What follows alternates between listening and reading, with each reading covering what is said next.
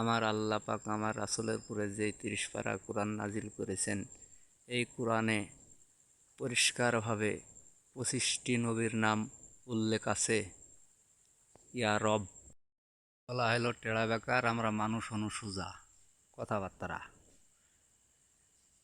আদি পিতা আদম আলাইসাল্লাম, মুসা আলাইসাল্লাম, ইব্রাহিম আলাইসাল্লাম, ইউসুফ নবী আলাইসাল্লাম, ইব্রাহিম নবী আলাইসাল্লাম, ঈসা নবী আলাইসাল্লাম, লুদ আলাইসাল্লাম, সুলেমান নবী আলাইসাল্লাম, মুসা নবী আলাইসাল্লাম, আমাদের আরবি হুজুরে পাক নূর রাসুল পাক হজরত মোহাম্মদ আলাইসাল্লাম।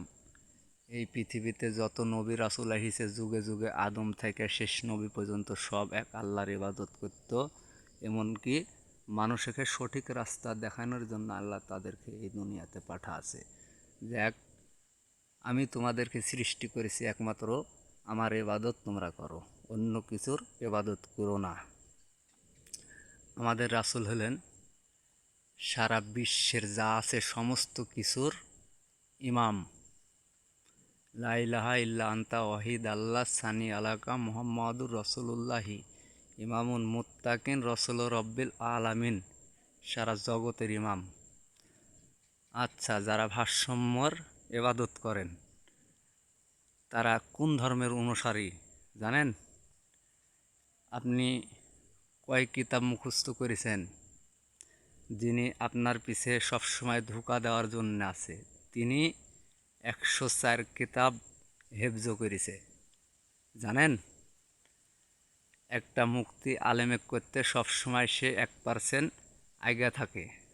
তাহলে যুগে যুগে এত নবী রাসূল এসেছে মানুষকে বোঝানোর জন্যে, তারা বুঝে না কেন জানেন? তাদের অন্তরে আল্লাহ সিলমোহর মেরে দিয়েছে।